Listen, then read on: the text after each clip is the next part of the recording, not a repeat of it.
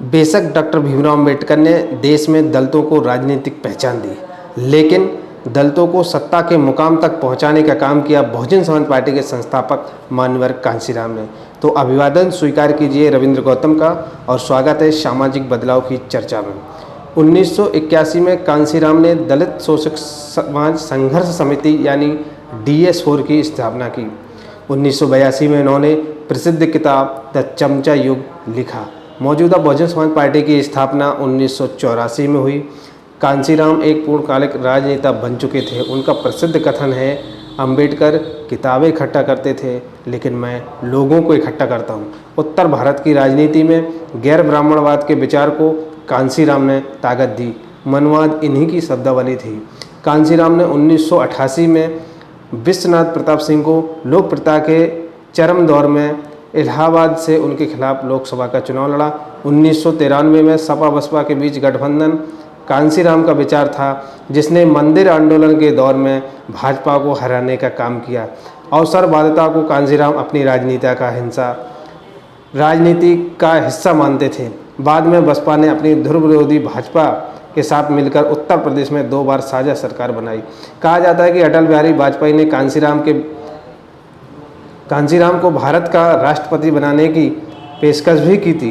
कांशीराम ने यह कहकर इनकार कर दिया था कि मैं भारत का बनना चाहेंगे, ना कि राष्ट्रपति। अपनी बीमारी और मौत के कई साल पहले कांशीराम ने मायावती को बसपा का उत्तराधिकारी घोषित कर दिया था। जीवन के अंतिम दौर में मायावती बसपा के अन्य नेताओं एवं कांशीराम के परिजनों से भी मिलने नहीं देती थी। इसकी वजह से कांशीराम के विचारों के बारे में किसी को कुछ खास पता नहीं चल सका। 9 अक्टूबर 2006 को कांशीराम का देहांत हो गया। भारतीय राजनीति में अंबेडकर के बाद कांशीराम दलित समाज के सबसे बड़े नेता के रूप में उभरे। आज हमारे साथ हैं भीमगाड़ के सेवा समिति के प्रदेश अध्यक्ष एवं सामाजिक कार्यकर्ता मनोज दिवाकर जी। तो आइए जानते हैं मनोज दिवाकर जी से कांशीराम साहब जी के बारे में। एक कांशीराम एक ऐसा नाम जो दलित राजनीति में उभरा हुआ चेहरा था, उस समय जब दलितों की राजनीति में कोई अपना अस्तित्व नहीं था। सबसे पहले मैं धन्यवाद देना चाहूँगा नेशनल संवाद को, जिसने ये कार्यक्रम की एक रूपरेखा बनाई है। जैसा कि आपने कहा है कि मानवर कांशीराम साहब के दलितों के नेता, उस समय जब नेता नहीं थे तो मानवर कांशीराम साहब ने क्या ऐसा किया जो दलितों का उत्थान हुआ। उसके लिए तो मैं आज सबसे पहले तो ये कहना चाहूँगा कि आज मानवर साहब का परिवार दिवस है। पूरे देश के अंदर इस परिवार दिवस को मनाया जा रहा है।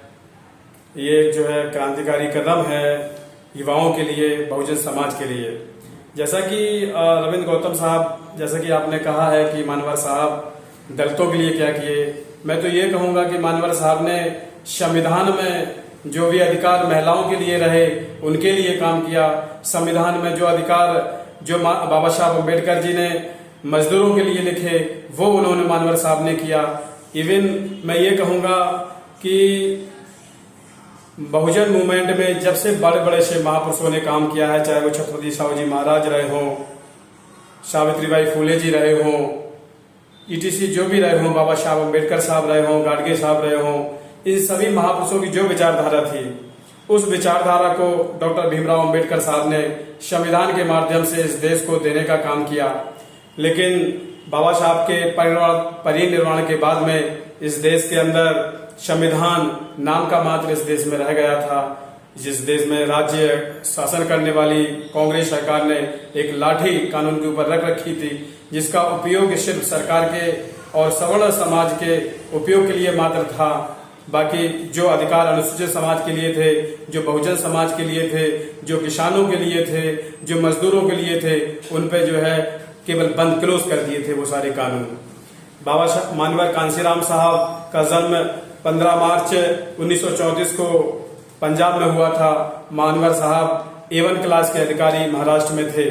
मानवर साहब चाहते तो अपनी सारी जिंदगी काम करके अपना जीवन यापन गुजार सकते थे और सम्मान की जिंदगी जी सकते थे। लेकिन मानवर साहब जब अपनी नौकरी के समय में थे, मानवर साहब A1 क्लास के अधिकारी थे, तो अपनी नौकरी कर रहे थे। उस समय दीना भाना नाम के एक महापुरुष हम उनको कहेंगे, जिन्होंने एक क्रांति की जो है ज्वाला मानवर कांशीराम साहब के अंदर जलाई। मानवर कांशीराम साहब को मालूम पड़ा कि दफ्तर के बाहर कुछ लोग जो है 14 अप्रैल और बुद्ध पूर्णिमा की जो है बुद्ध जयंती के बारे में जो है छुट्टी का जो है अवकाश के लिए जो है निवेदन सरकार से कर रहे हैं कि हमें दिया जाए, ताकि हम बाबा साहब का जो 14 अप्रैल का कार्यक्रम है वो मना सकें। उस पर जो है अधिकारी जो है मान नहीं रहे थे, तो उस पर मानवर कांसीराम साहब बाहर निकले। उन्होंने देखा कि बताइए ये व्यक्ति मुझसे जो है निचले स्तर पर नौकरी करने वाला व्यक्ति है, और बताइए इसके अंदर कितनी अलग है एक बहुजन मूवमेंट के लिए। मानवर साहब उनसे प्रेरित हुए और मानवर साहब ने उसी दिन से ये कसम खा ली कि जब मैं एक अधिकारी हूं, मेरे साथ ऐसा हो रहा है, हम लोगों को नौकरी छुट्टी नहीं दी जा रही है, तो अन्य समाजों के अन्य जो निम्न वर्ग के लोग हैं, गरीब हैं, पढ़े लिखे नहीं हैं, दलित समाज के लोग हैं, ओबीसी समाज के लोग हैं, इनका क्या होता होगा। मानवर साहब ने तभी से एक बीड़ा उठाया कि इस बहुजन समाज को मैं राजनीति की एक सीख सिखाऊंगा, और प्रदेश ही नहीं पूरे देश के अंदर बहुजन समाज के जो लोग हैं, दलित, शोषित, बैकवर्ड, वंचित, ये जितने लोग हैं, इन सबको राजनीति का पाठ पढ़ा के इनको सत्ता में लाऊंगा, और संविधान में जो वास्तविक अधिकार इनके लिए बनाए गए हैं उनको यहाँ देश के अंदर फॉलो करवाऊंगा। मानवर कांसीराम साहब ने पूरे देश में घूमने के बाद में उत्तर प्रदेश, जो कि भारत का सबसे बड़ा प्रदेश है, यहाँ पर मानवर साहब ने विभिन्न जिलों में, डिस्ट्रिक्टों में जो है काम किया, और उन्होंने 1984 के करीब बामसेफ डीएस कोर की स्थापना की, जिसके अंतर्गत मानवर साहब को मनी प्रॉब्लम थी, क्योंकि वो नौकरी छोड़ चुके थे और मूवमेंट को बढ़ाने के लिए पैसे की भी आवश्यकता होती है। मानवर साहब ने कर्मचारियों का, जो सरकारी कर्मचारी थे, उनका एक SC/ST कमीशन, SC/ST का जो है वो SC/ST OBC का एक टीम बनाई, जिसे जो है बामसेफ हम लोग कहते हैं। बामसेफ का काम था कि मनी व्यवस्था करना मूवमेंट के लिए, और जो कैडर, जो गांव-गांव जाके वो लोग पढ़े लिखे लोग थे, सक्षम लोग थे, तो वो गांव जाके कैडर देने का काम करते थे। तो ये मानवर साहब की देन बहुजन मूवमेंट के लिए है। मानवर साहब ने 1989 में बहुजन समाज पार्टी की स्थापना करके पूरे देश के अंदर जो बहुजन समाज राजनीति में सूखा पड़ा हुआ था, जो बहुजन समाज गडरिया नाम से जाना जाता था, पाल धोबी नाम से जाना था, जो आज दिवाकर हम जिसे कहते हैं वो धोबी नाम से जाने जाते थे, जिसे हम आज चौधरी, अहिरवार, जाटव कहते हैं, इन्हें चमार समाज से संबोधित किया जाता था। अगर आज एक पाल समाज का बेटा, आज गडरिया समाज का बेटा अगर पाल लिख रहा है तो ये मानवर कांसीराम साहब की देन है। अगर धोबी समाज का बेटा आज दिवाकर लिख रहा है तो ये मानवर कांसीराम साहब की देन है। अगर एक चमार का बेटा चौधरी लिख रहा है तो ये भी मानवर कांसीराम साहब की देन है।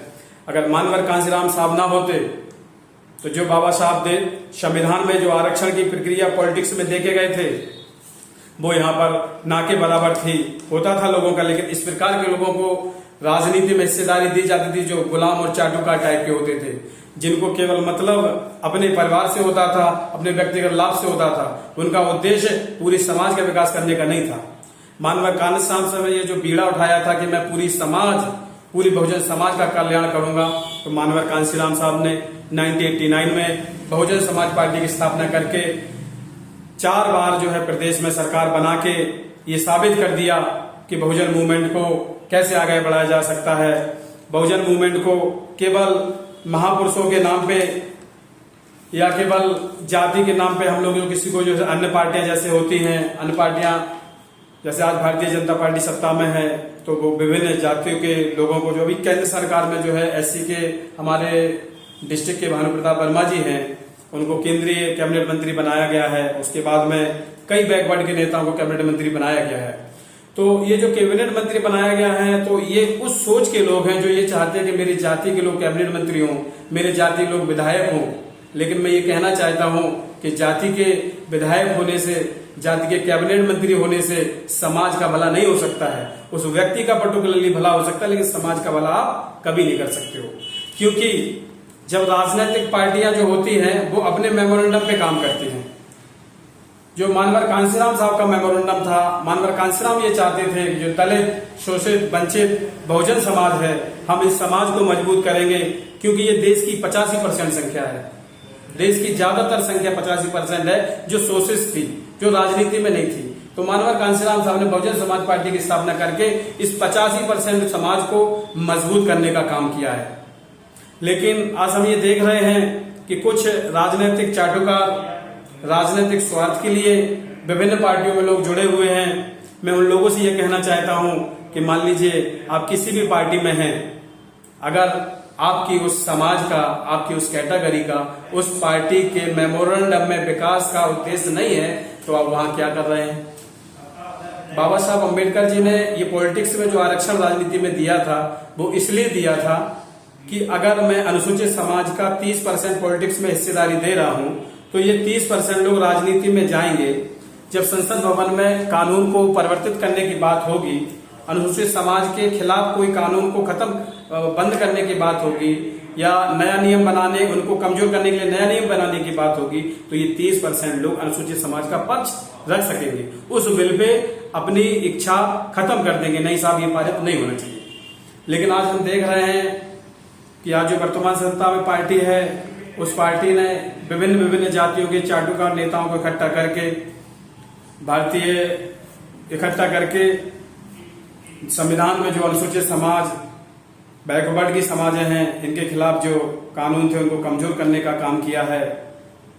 हमारे महापुरुषों ने जैसे कि कहा था कि शिक्षा के दम पर ही कोई भी मुकाम हासिल किया जा सकता है, और शिक्षा वो द्वार है जो आपकी प्रत्येक सफलता का द्वार खोल देती है। इस सरकार को यह मालूम था कि शिक्षा के दम पर बहुजन मूवमेंट के गरीब मजदूर के लोग ये आगे बढ़ रहे हैं, तो इस सरकार ने सत्ता में आते ही सबसे पहले शिक्षा को महंगा करने का काम किया है। दिल्ली यूनिवर्सिटी में डिग्रियां जो है, कोई भी बच्चा पढ़ता था तो एक